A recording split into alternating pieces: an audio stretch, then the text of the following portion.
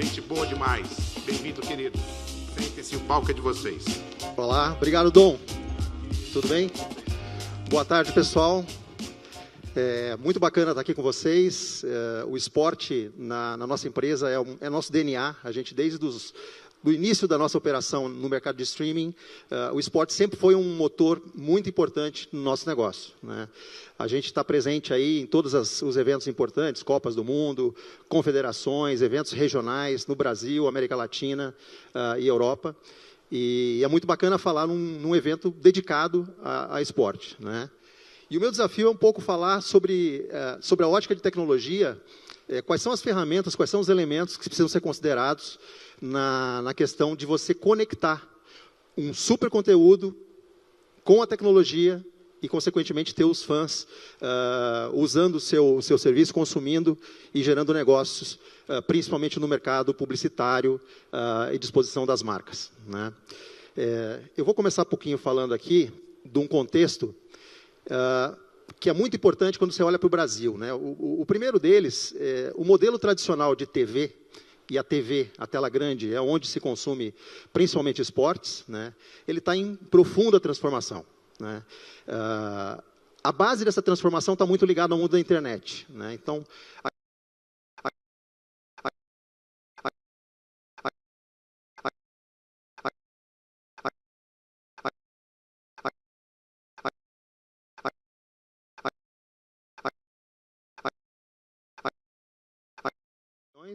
consomem internet através de um Connected TV, tá?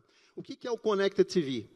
É a junção não só das Smart TVs, que é o meio mais conhecido, mais usado, mas também os consoles, os stickers de streaming, os set-top boxes que trazem esse conto por aí.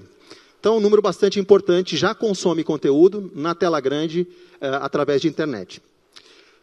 Quando você faz um corte, e aqui é uma análise da Comscore sobre o mercado de Connected TV no Brasil, você chega aí a um número de 89 milhões de usuários de Connected TV ativos. São caras que assistem todo dia, ou seja, consomem realmente. E esse público tem um perfil de consumo bastante alto, em torno de 4 horas por dia de consumo de conteúdo através desses dispositivos, né? E aí uma estatística que me chamou a atenção, quando comecei a buscar esses números, é que nós só estamos atrás dos Estados Unidos. Quer dizer, o Brasil, a nível global, já é o segundo maior mercado para esse tipo de consumo, né? O outro elemento importante a gente foi também nessa mesma pesquisa analisar qual era a propensão dos usuários em relação a aceitar uma plataforma totalmente gratuita com anúncios ou preferir plataformas pagas, né? E nessa pesquisa, basicamente ficou meio preferem, aceitam publicidade, preferem modelos publicitários, desde que ele traga ou uma redução de custo, ou seja, totalmente free, e a outra metade prefere os serviços pagos de streaming tradicionais, né? Outro ponto que também me chamou a atenção é que perguntaram para essas mesmas pessoas qual é a reação delas após... E a resposta foi que 84% tomam alguma ação após o anúncio, ou seja, o anúncio bem colocado, bem posicionado, ele pode trazer ali uma movimentação. Claro que isso não representa direta compra, mas ele tem uma percepção muito forte, né? Quando você entra em mercado de esportes, né, realmente, desses caras, 64% consomem conteúdo esportivo, das várias tonalidades de conteúdo esportivo. Então, o esporte é, sim, um grande motor desse mercado de consumo de conteúdo, né? Isso, no Brasil, 2 a cada 3 usuários consomem conteúdo de esportivo. Aqui só dando mais um recorte, né? O conteúdo, dentro do conteúdo de esportes, o conteúdo ao vivo de esportes é o rei, né? Se fala muito de content is king, live sports is king, né? E quando a gente vai olhar também, por exemplo, isso aqui é uma análise do ano passado, do Cantar Ibope, de cada 10 transmissões ao vivo, de maior audiência no Brasil, 9 foram de esportes. Então, isso é um número muito importante. Claro que isso está muito concentrado na parte de futebol, né? Campeonato Brasileiro, Copa do Brasil, Libertadores, Fórmula 1 também participa dessa lista, né? E quando você consome esportes, principalmente no mundo digital, a tolerância a falhas, a parada do streaming, ou falhas, ou buffering, é cada vez menor, né? Principalmente nas novas gerações que não têm tolerância para isso. Então, a tecnologia passa a ser um ponto muito relevante quando você constrói uma solução para entregar qualidade e valor aos seus usuários. E como é que é o mercado de tecnologia de streaming? Tá? Do lado esquerdo, você vê ali uma série de players e logos que talvez vocês já conheçam, que tem alguma solução ligada a streaming, né? Então, você pode ter empresas que só fabricam o player, outras que só trabalham com CDN, outras com outros elementos da cadeia. Mas o fato é que é uma indústria muito fragmentada. Tem N plataformas, N soluções, cada uma principalmente adequando uma parte da cadeia de streaming que não é simples. É uma cadeia importante, principalmente quando você fala sobre esportes ao vivo. O que isso gera para as empresas? Geralmente, complexidade operacional, né? Você tem muitos provedores para você construir uma solução, né? E, consequentemente, você pode ter uma experiência ruim para o usuário, que é a pior dos mundos, né?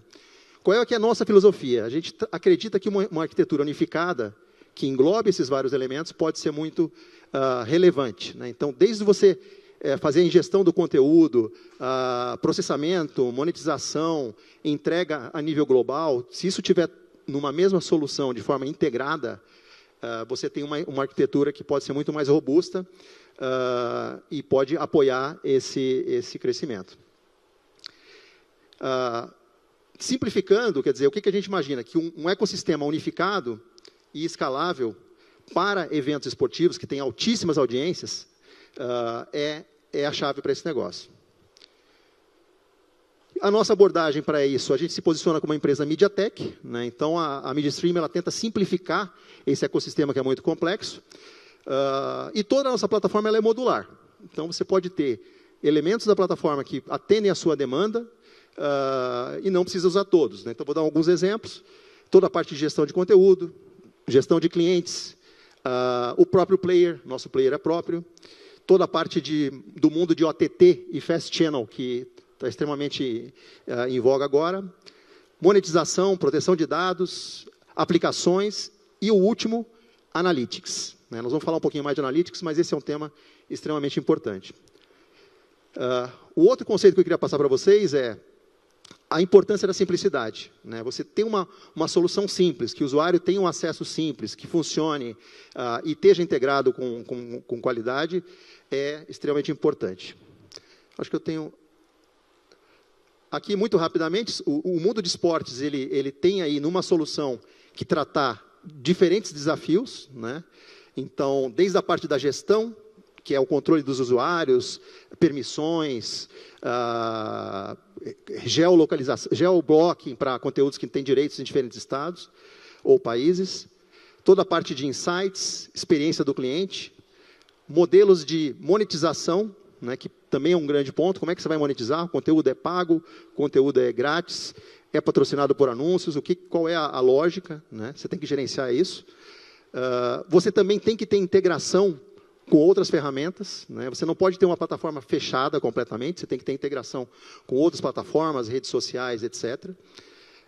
E a distribuição, extremamente importante. Ou seja, quando você dá o play, consome um conteúdo, nesse momento você está fazendo com que esse conteúdo saia da origem dele e chegue através de você, através de redes de CDN, né? E aí que muitas vezes a mágica fica ruim, né? Porque se você não tem uma estrutura muito robusta para isso, com grandes picos de esportes ao vivo, você pode sofrer com essa estrutura.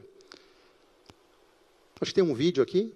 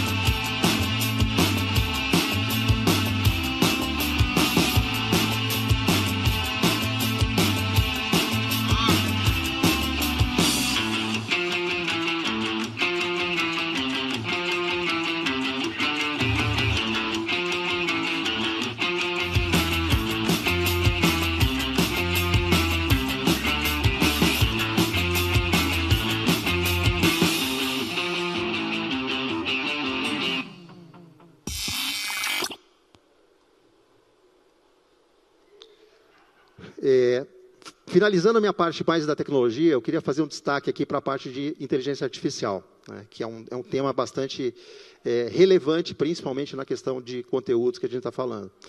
Nós tomamos uma decisão há 2 anos atrás de criar uma abordagem de não ter apenas as integrações com os modelos de inteligência artificial, mas sim construir um orquestrador de inteligência artificial. Por que isso?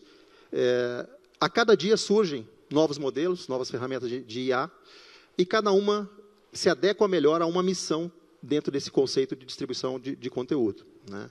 E com isso a gente começou a integrar. Hoje nós temos mais ou menos 32 modelos já integrados na plataforma, e cada modelo desse funciona de forma adequada a uma missão. O que a gente já tem funcionando hoje, integrando nesse fluxo, né? Primeiro, a ferramenta de melhores momentos e clipes automáticos, né? Imagina um jogo de futebol, que você tenha os primeiros 15 minutos de jogos e você já cria melhores momentos daquele pedaço do jogo. Ou o primeiro tempo.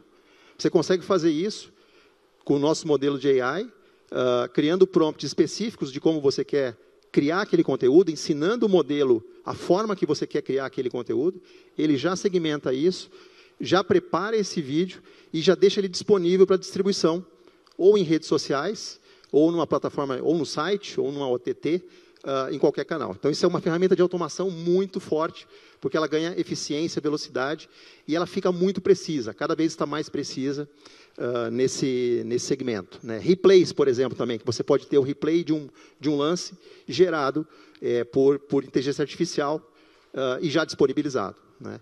E essa disponibilização, a gente consegue disponibilizar ela em vários formatos, né? Inclusive no formato shorts, vertical, que é muito importante aí para a questão de redes sociais, né? O segundo ponto é a questão dos metadados, né? Quando você fala em digital, você precisa ter dados, e isso é o que faz a busca do conteúdo acontecer, né? A gente consegue hoje, subindo qualquer conteúdo na plataforma, gerar automaticamente o título, a descrição desse conteúdo, os metadados, as categorias de acordo com a IAB, ou seja, todo o contexto que antes um editor tinha que subir e catalogar e direcionar, hoje a gente consegue fazer isso de forma automática, né? Nós temos um grande canal de televisão aqui em São Paulo que usa, eles têm 24 canais no Brasil inteiro, são as afiliadas, e a gente recebe todos os canais aqui em São Paulo, e toda a parte de editoria para postar nos portais, nas plataformas deles, ela antes era feita com uma equipe muito grande de editores, hoje você tem uma equipe reduzida e consegue gerar isso com muito mais velocidade, tá? Outros exemplos é a parte de narração e áudio, né? Você consegue criar aí, aqui nós temos multi-idiomas na plataforma, então você pode trabalhar com multi-idiomas, ter narrações, versões, dublagens, de forma muito eficiente, né? E a gente está avançando muito na questão da produção audiovisual assistida, né? Você começar a ter ferramentas na hora da produção que também acompanhem com inteligência artificial. Agora, só contar um pouquinho de alguns casos nossos, para vocês entenderem um pouco como é que isso se materializa na prática, né? Vou dar alguns exemplos. Tem flamenguista aqui na plateia, hein? Opa! E palmeirense? Aí, então, tem uma final da Liberta. Bom, essa plataforma é uma plataforma própria do Flamengo, chama o Flá TV+, né? E ela foi criada como uma plataforma para ter conteúdos exclusivos, documentários, séries, transmissão também de jogos da categoria de base, jogos de basquete. Ela tem um conjunto de conteúdos interessante, mas a principal missão dela era ser um benefício para os sócios-torcedores, né? Então, a gente integrou isso com o sócio-torcedor do Flamengo e toda a parte de analytics com o data lake deles. Então, tem uma forma muito importante do Flamengo conhecer os seus fãs, né, e torcedores, e trabalhar isso de forma interessante, né? Então, aqui é um primeiro exemplo interessante. Com o próprio Flamengo, a gente criou um segundo produto com foco nos torcedores do Flamengo que moram fora do Brasil, né? O Flamengo foi um dos poucos clubes que seguraram os direitos internacionais, eles têm os direitos internacionais, então nós criamos uma plataforma dedicada para os jogos do Brasileirão desse ano, 2025, nos quais o Flamengo tem mando de jogo. Essa plataforma é uma plataforma que está integrada com o meio de pagamento. Ela é uma plataforma que você pode fazer pay-per-view ou assinatura do pacote, né? E o que eu queria destacar aqui? Aqui a gente tem um grande tema de direitos, né? Você não pode permitir que uma pessoa do Brasil ou de outro país que não esteja nesse contexto acesse o conteúdo. E isso a gente adequou aí uma ferramenta bem importante de bloqueio, de geoblock, né? E bloqueio de VPNs também. Tá? Aqui é um exemplo da Colômbia. O WinPlay é o Premier, vamos dizer assim, da Colômbia. Aqui você tem todo o campeonato colombiano, todos os jogos, né? É um canal bastante importante. Ele é totalmente pago, tá? Não é gratuito. E além dos jogos, etc., ele tem muitos programas ao vivo, tem uma programação de canal de TV mesmo.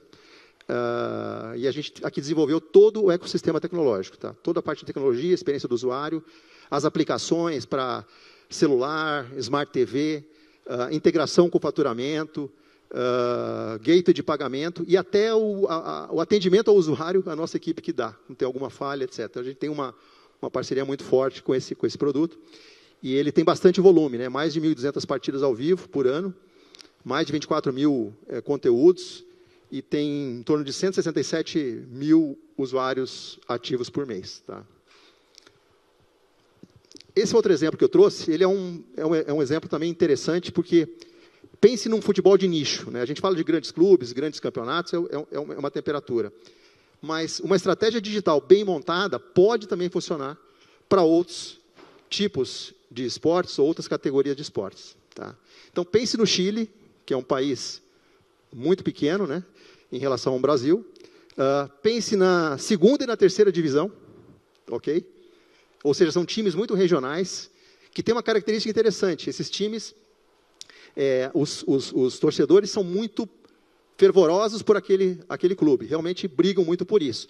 E eles não tinham onde assistir esses conteúdos. Né? Então, nós nos juntamos aqui com os donos dos direitos e construímos uma plataforma para comercializar esses conteúdos. Mas, além disso, qual que era outro desafio? O desafio da produção. Né? O custo de produção, vocês que trabalham com produção sabem que não é baixo. Né? Você ter uma estrutura de produção é um desafio importante.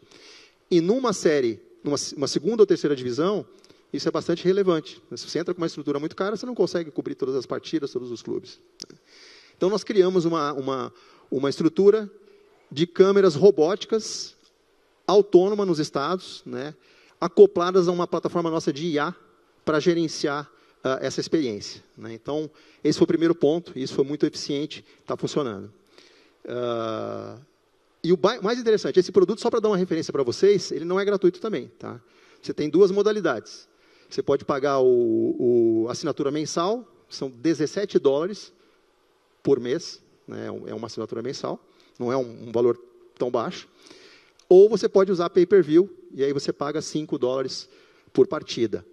E a gente conseguiu atingir aí picos de 100 mil usuários simultâneos por semana. Então, é realmente para a gente um caso bem interessante, que mostra que uma estratégia bem pensada, ela pode entregar bastante resultado, mesmo onde a gente imagina que não tem dinheiro para fazer. Tá?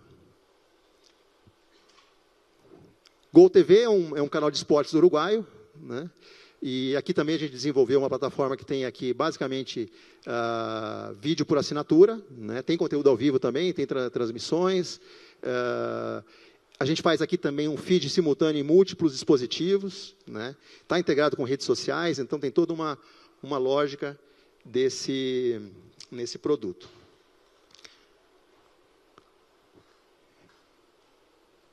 Então, era isso que eu queria mostrar para vocês. Né? Na verdade, o nosso objetivo é um talk show aqui, né, Mazei? Para conversar.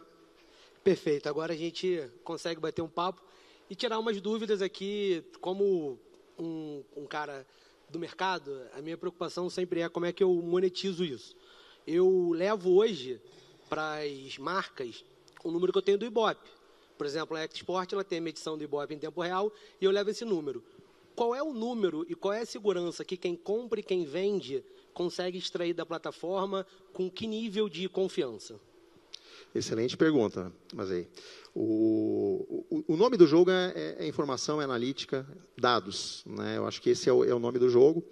E essa é uma grande vantagem de uma plataforma digital, porque você consegue ter, basicamente, uma visão completa de audiência, de tipo de conteúdo, de engajamento, e essas métricas são todas em tempo real, né? Então, você tem como construir essa base de dados e, principalmente, usar esses dados para ir adequando a tua estratégia de conteúdo também, né? Perfeito. Então, e são métricas auditáveis, né? Você pode checar essas métricas direto na plataforma. Isso que eu acho que é importante para quem compra e para quem vende. Eu vou encurtar as perguntas aqui por causa do tempo. Uma curiosidade que eu fiquei é, você trabalha com vários tipos de conteúdo. Por exemplo, na X, a gente tem a NBB, a gente tem a Kings League, a gente tem o campeonato em inglês. São diferentes tipos de público, então são diferentes tipos de formatos de melhores momentos. O que interessa, como é que eu consigo treinar para eu pegar exatamente os melhores momentos do basquete, do vôlei e da Kings League ou do futebol tradicional? Aí você precisa usar a inteligência artificial, né? Eu acho que essa é a forma de você fazer isso de forma mais eficiente. E a forma como está estruturada hoje o nosso modelo, como eu comentei, ele é um multimodelos, né? Não temos apenas um. E ele tem duas possibilidades para segmentar o usuário e o tipo de conteúdo, né? Você pode ter um prompt mais geral, é um jogo de basquete, né?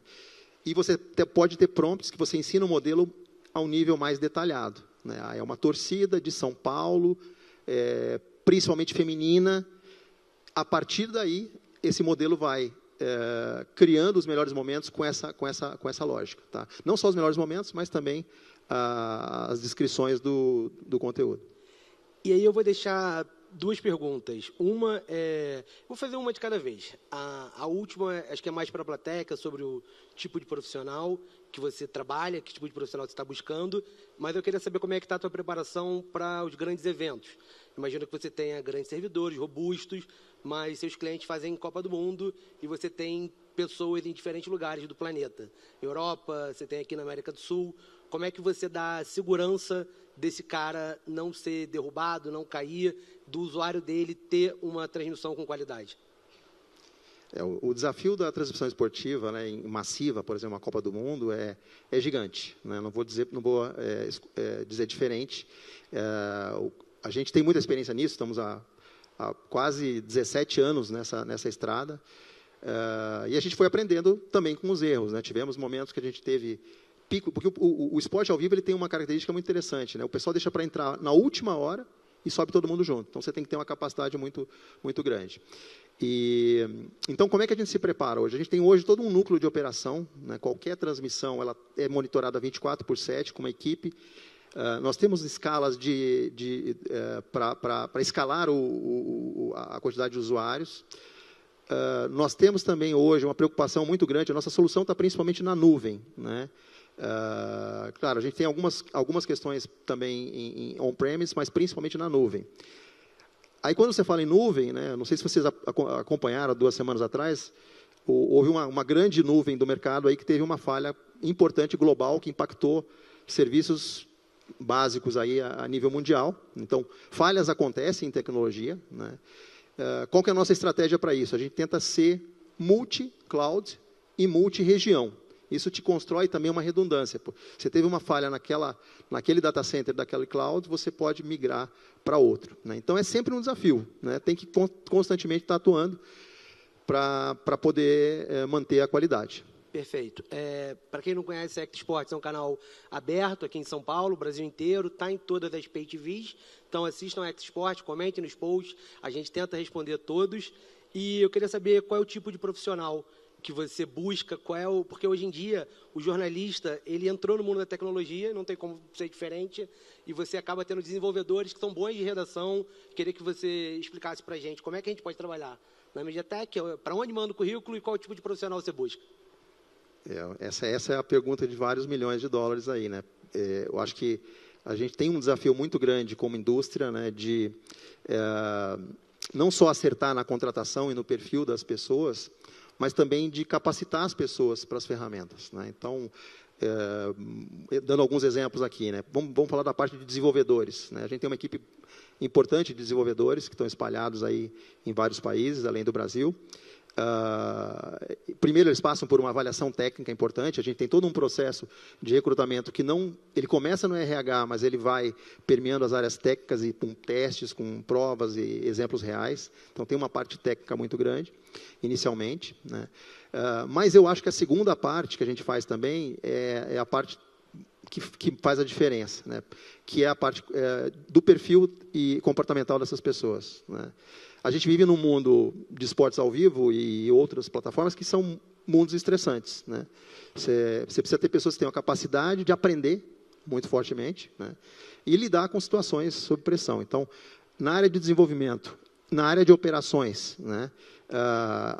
Esse é o perfil mais importante. E quando você vai para as outras áreas, que é marketing, comercial e outras áreas, o que a gente procura? Pessoas que se interessem por tecnologia, né? Não adianta você gostar de vender sabonete, né, e vir aqui trabalhar com uma plataforma desse tipo. Então, é um pouco desses os desafios, né, mas é sempre um desafio para a gente, né, ter boas pessoas na equipe é uma missão que nunca acaba. Você tem que estar trabalhando o tempo todo nisso. Isso, no LinkedIn lá vocês encontram o Marcão também e todo o time de recrutamento. Obrigado, pessoal. Falou. Vai abrir para pergunta? Vai abrir para... Pode abrir para pergunta, pessoal? Alguém tem alguma pergunta?